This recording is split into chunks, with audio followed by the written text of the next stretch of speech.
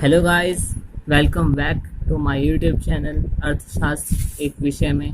Guys, इससे previous वाले video में हमने चैप्टर नंबर फर्स्ट क्लियर कर लिया है। अब हम चैप्टर नंबर 2 पढ़ते हैं। गाइस, चैप्टर नंबर फर्स्ट में अगर हम टीआरजन देखें तो फर्स्ट वाले चैप्टर में सिर्फ उसकी अवधारणा ये समष्टि अर्थशास्त्र की, सेकंड, थर्ड और फोर्थ हमें पढ़ना है आगे। ये सारी चीज़ें यूनिट नंबर फर्स्ट में आती है। चलिए सेकंड चैप्टर स्टार्ट करते हैं। सेकंड चैप्टर का नाम है राष्ट्रीय आय तथा संबंधित समुच्चय। पहले हम देखते हैं कि राष्ट्रीय आय आखिरकार होता क्या है। तो राष्ट्रीय आय एक लेखा वर्ष के दौरान देश के समस्त नागरिकों द्वारा प्राप्त आय जो कारक आय के बदले प्राप्त होती है उसे राष्ट्रीय आय कहा जाता है। अब पढ़ते हैं कारक आय। कारक आय उत्पाद इकाइयों द्वारा परिवारों को उनकी कारक सेवाएं उपयोग करने के बदले किया जाता है। फॉर एग्जाम्पल, वेतन हो गया, ब्याज हो गया। जब कोई भी परिश्रमिक उसके बदले काम करेगा वहाँ पर तो उसे उसके बदले वेतन दिया जाएगा, और अगर उसकी प्रॉपर्टी है तो उसके बदले उसको ब्याज दिया जाएगा। अब देखते हैं हस्तांतरण आय क्या होता है। यह वह आय है जो बिना किसी परिश्रम के प्राप्त होता है एवं यह एक पक्षीय भुगतान है। उदाहरण के लिए दान, उपहार, छात्रवृत्ति इत्यादि। गाइस, ये कहना चाह रहा है वह आय जो बिना किसी परिश्रम के प्राप्त होता है, बिना किसी कार्य के प्राप्त होता है, जिसके बदले हमें कुछ भुगतान नहीं करना पड़ता, एक पक्षीय भुगतान होता है। अब देखते हैं कि एक देश का सामान्य निवासी कौन होता है। सामान्य निवासी वह व्यक्ति होता है जो उस देश में निवास करता है जिसमें उसकी आर्थिक रुचि होती है, अर्थात वह व्यक्ति जो उसी देश में रह रहा है जिसमें उसका कोई बिजनेस सेटअप है, उसमें वो व्यापार करता है। ठीक है गाइस, बात देखते हैं आय कितने प्रकार की होती है। आय दो प्रकार की हो जाती है, एक घरेलू आय, दूसरा राष्ट्रीय आय। पहले हम देखते हैं कि घरेलू आय कितने प्रकार की होती है। तो घरेलू आय अभिप्राय, जब कोई व्यक्ति किसी देश की घरेलू सीमा में रहकर आय सृजित करता है, चाहे वह देश का सामान्य निवासी हो या ना हो। गाइस, ये कहना चाह रहा है वे आय जो घरेलू सीमा के अंदर में हो, उसके अंदर में उस सीमा के, चाहे वो सामान्य निवासी द्वारा जीत किया गया हो या देश के बाहर निवासी द्वारा, परंतु वह घरेलू आय कहलाएगी। अब देखते हैं राष्ट्रीय आय क्या होता है। राष्ट्रीय आय जब आय उन व्यक्ति द्वारा कमाया या अर्जित किया जाता है जो देश के सामान्य निवासी हो, चाहे वह घरेलू सीमा अर्जित की गई हो या उसके बाहर।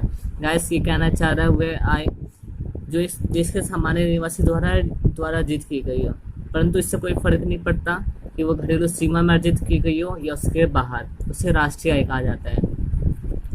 अब देखते हैं एक देश की घरेलू सीमा आखिरकार होती क्या है। एक देश, इसका अभिप्राय आर्थिक क्रिया के उस क्षेत्र से है जो घरेलू आय का सृजन करता है। मतलब वह क्षेत्र जो घरेलू आय का सृजित करता है।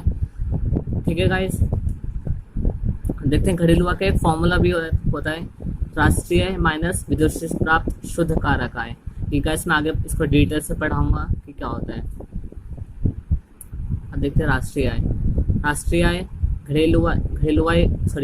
इक्वल टू घरेलू आय प्लस विदेशों से प्राप्त शुद्ध कारक आय, प्लस घरेलू वाले में विदेशों से प्राप्त शुद्ध कारक आय माइनस हो जाता है क्योंकि वो सिर्फ घरेलू को पूछता है। ठीक है, आप देखते हैं मौद्रिक और वास्तविक मौद्रिक जीडीपी अभिप्राय, जब जीडीपी का आकलन उस चालू कीमतों पर किया जाता है तो इसे मौद्रिक जीडीपी कहा जाता है एवं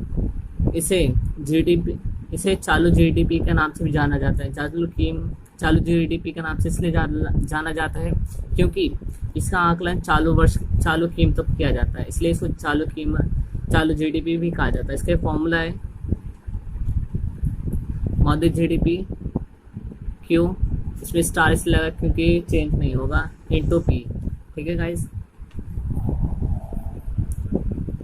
जीडीपी में मौद्रिक जीडीपी का कोई महत्व नहीं होता।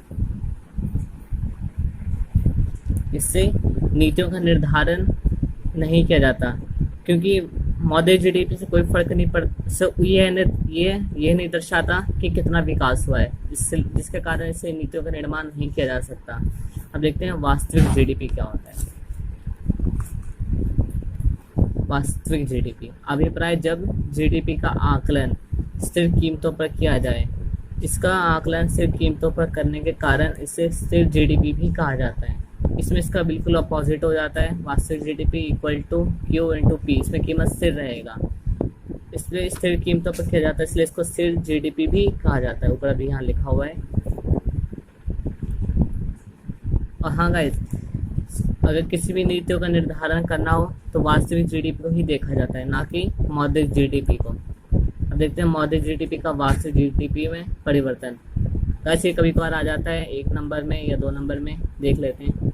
वास्तविक जीडीपी इक्वल टू चालू कीमतों पर जीडीपी अपॉन कीमत सूचकांक इंटू 100। हम ये फॉर्मूला है। अगर चालू कीमतों जीडीपी मैंने बताया क्या होता है, मौद्रिक जीडीपी को कहा जाता है चालू कीमतों पर जीडीपी। अब लिखा यहाँ पर वास्तविक जीडीपी का मौद्रिक जीडीपी में परिवर्तन।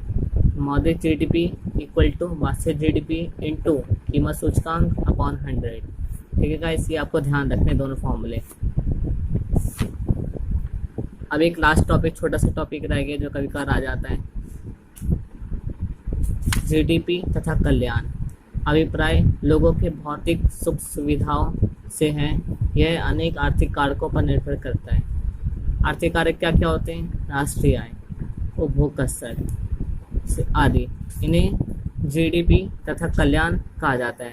इसका ज़्यादा इंपॉर्टेंट तो नहीं है, फिर भी कभी कभार पूछ लिया जाता है। तो गाइस, आज का टॉपिक ही डन होता है। थैंक्स दोस्तों। इस वीडियो को शेयर करना अपने दोस्तों के साथ मत भूलना, और मुझे फीडबैक भी दीजिएगा ताकि मैं आगे अच्छे से अच्छा कर सकूँ। धन्यवाद।